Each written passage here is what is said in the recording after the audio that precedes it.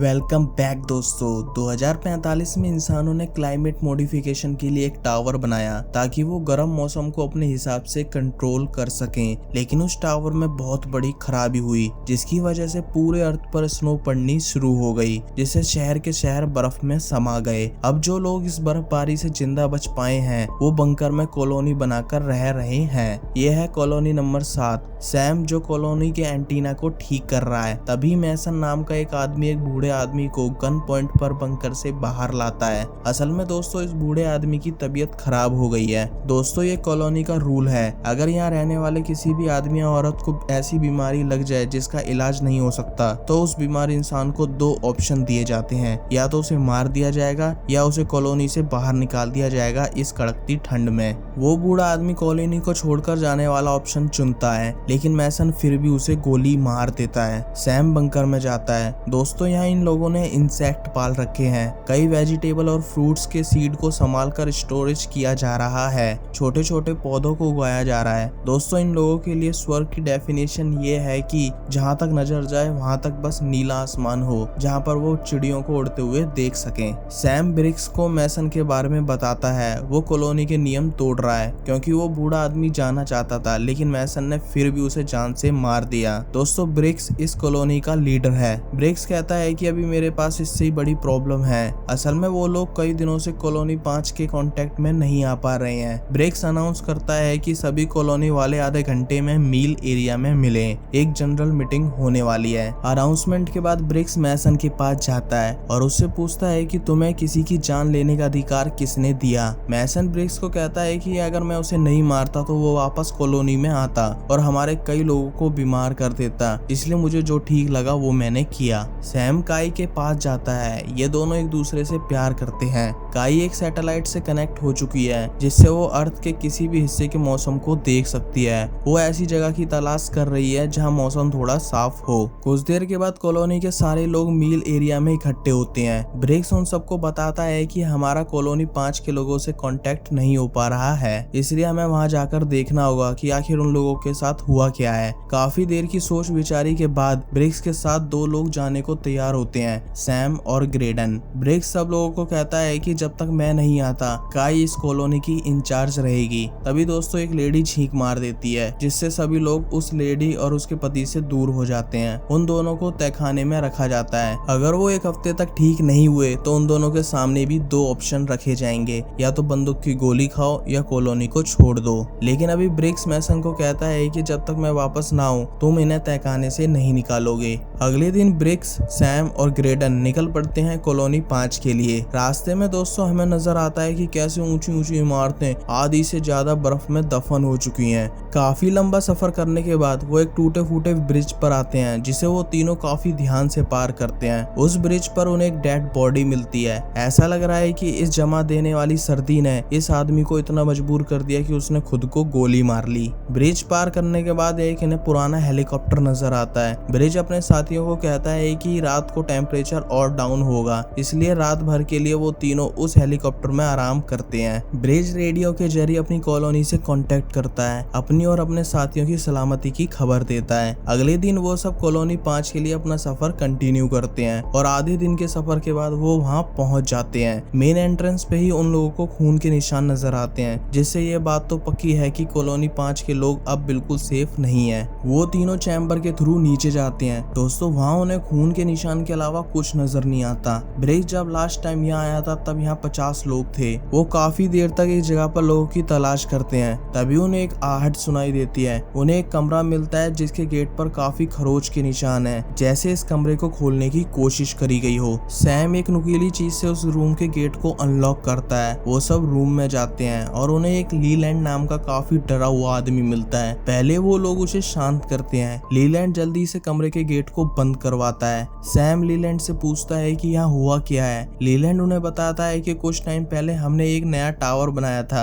जो कि मौसम को साफ करने में कामयाब भी हो गया था। लीलैंड उन्हें एक वीडियो दिखाता है जब कॉलोनी 5 के लोग उस टावर के ट्रायल में कामयाब हो गए थे। वीडियो में एक आदमी बता रहा है कि हमारे टावर ने सफलता के साथ बादलों को पीछे हटा दिया है और बर्फ को पिघला दिया है। अब हमारे पास मिट्टी और धूप दोनों है, बस हमें सीड की जरूरत है और हमारी लोकेशन है लैटिट्यूड 47 डिग्री नॉर्थ। तभी दोस्तों वीडियो खत्म हो जाती है। लीलैंड बताता है कि जब ये लोग वापस आए तो इनका पीछा कई सारे नरभक्षियों ने किया और हमारे लोगों को मार दिया। तब से अब तक लीलैंड उन नरभक्षियों से छिप रहा है। उसके मुताबिक वो लोग अभी भी यहाँ है। ब्रिक्स लीलैंड को अपने साथ कॉलोनी साथ चलने को बोलता है। लीलैंड इस कमरे से बाहर नहीं जाना चाहता। ब्रिक्स पहले जितना हो सके उतना सामान उठाता है। उसे वहाँ पर कुछ एक्सप्लोजिव भी मिल जाते हैं। उसके बाद वो लीलैंड को वहाँ से ले जाने लगता है। लीलैंड भी ग्रेडन को धक्का देकर फिर से गेट को लॉक कर देता है। ब्रिक्स भी उसे अपने हाल पर छोड़कर अपने साथियों के साथ आगे बढ़ता है। उन तीनों को फिर से खटखट की आवाज सुनाई देती है। अब की बार यह आवाज काफी जोर से है।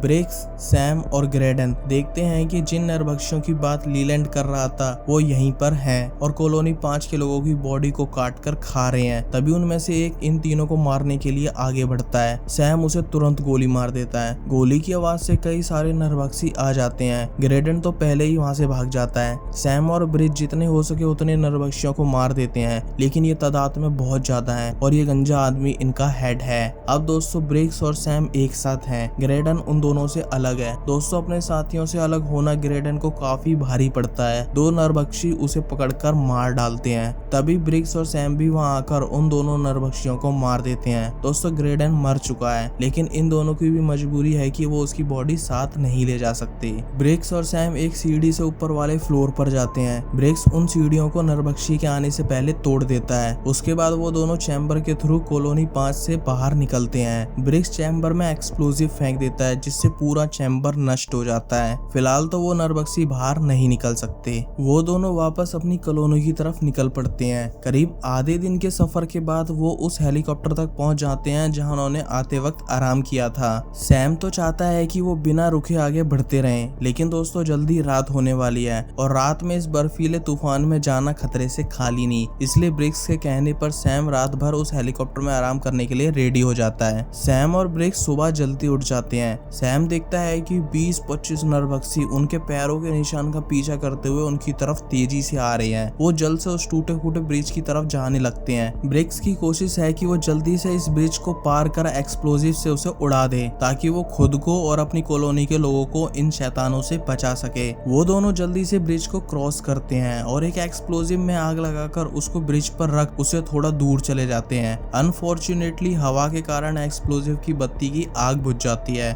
ब्रिक्स जल्दी से उसे वापस जाकर एक्सप्लोजिव में आग लगाता है, लेकिन तब तक कई नरभक्षी उसके पास आ चुके थे। सो दोस्तों ब्रिक्स अपने साथ कुछ नरभक्षियों को और ब्रिज को बम से उड़ा देता है, जिससे अब इनका इस पार आना आसान नहीं होने वाला। अब सिर्फ दोस्तों सैम ही बचा है जो अपनी कॉलोनी की तरफ जाने लगता है। कई घंटों के मुश्किल सफर के बाद वो अपनी कॉलोनी के पास पहुंच चुका है। यहाँ मैसन उन दोनों ओल्ड कपल को मारने के लिए बाहर लाता है। काई उसे ऐसा करने से मना करती है, लेकिन उसकी बात का मैसन पर कोई असर नहीं पड़ता और वो ओल्ड लेडी को जान से मार देता है। उसके हिसाब से अगर कॉलोनी को बचाना है तो बीमार लोगों को तुरंत मारना होगा। सैम दूर से ही मदद के लिए चिल्लाता है और बेसुध होकर नीचे गिर जाता है। काई सैम की आवाज सुनकर उसके पास जाती है। तभी मैसन काई को बेहोश कर उन दोनों को कॉलोनी में अंदर ले जाता है। सैम को होश आता है। मैसन ने उसके हाथ हथकड़ी से बांध रखे हैं। वो मैसन को कहता है कि हमें यहाँ से निकलना होगा क्योंकि करीब 20-30 नरभक्षी उनकी कॉलोनी पर हमला करने के लिए कभी भी आ सकते हैं। मैसन सैम की बात को अनसुना कर वहाँ से चला जाता है। तभी एक बच्चा सैम को हथकड़ी की चाबी दे देता है। सैम जल्दी से अपने आप को फ्री कर काई के पास जाता है। सैम काई के लैपटॉप में वो लोकेशन ढूंढता है जो उसे कॉलोनी 5 से मिली थी, जहाँ का मौसम अब खेती करने लायक हो चुका है। और दोस्तों सैम को वो जगह मिल जाती है। वो जल्दी से बैग में जितने हो सके उतने सीड्स भरता है और काई के साथ वहाँ से जाने लगता है। मैसन आकर उसे बाहर जाने से रोकता है। इतने में सैम मैसन को समझाए कि वो अभी कितने बड़े खतरे में फंसने वाला है। तब तक नरभक्षी उनके मेन एंट्रेंस पर हमला कर देते हैं। कॉलोनी के जितने लोग हथियार चला सकते हैं वो सब मेन गेट पर जाते हैं। कुछ देर के बाद गेट खुलता है, लेकिन वहाँ से कोई नहीं आता। कुछ ही देर में वो सारे नरभक्षी पीछे पिछले वाले रास्ते से उन पर अटैक कर देते हैं। दोनों गुटों में काफी देर तक फायरिंग होती है और एंड तक आते आते कॉलोनी के गिनती के लोग बच जाते हैं जो इस कमरे में आकर छिप गए हैं। सारे नरभक्षी उस कमरे के गेट को तोड़ने की कोशिश करते हैं। सैम कमरे के अंदर बने चैनल को खोलकर उसमें से लोगों को निकालना शुरू करता है। एंड में वो मैसन को भी चलने को बोलता है, लेकिन इस बार मैसन उनके साथ नहीं जाता। तभी वो नरभक्षी गेट को तोड़ देते हैं। इससे पहले वो सब मैसन पर हमला करें, मैसन पास में रखे गैस सिलेंडर पर फायरिंग करता है, जिससे उनके लीडर को छोड़कर सारे नरभक्षी मर जाते हैं। वो लीडर सैम पर अटैक करता है और काफी देर तक उन दोनों के बीच में फाइटिंग होती है। लेकिन दोस्तों इस बार सैम उस लीडर पर भारी पड़ जाता है, इवन वो उसे जिंदा तक छोड़ देता है। लेकिन उसकी फितरत में ही नहीं था जिंदा रहना। इससे पहले वो सैम पर अटैक करे वो उसके सर को ही काट देता है। सो दोस्तों at the end of story Sam उस चैनल के थ्रू कॉलोनी से बाहर निकलता है। वो काई और कॉलोनी के बचे कुछ लोगों के साथ निकल पड़ता है उस जगह की तलाश में जहाँ वो खुले आसमान के नीचे खेती कर सके।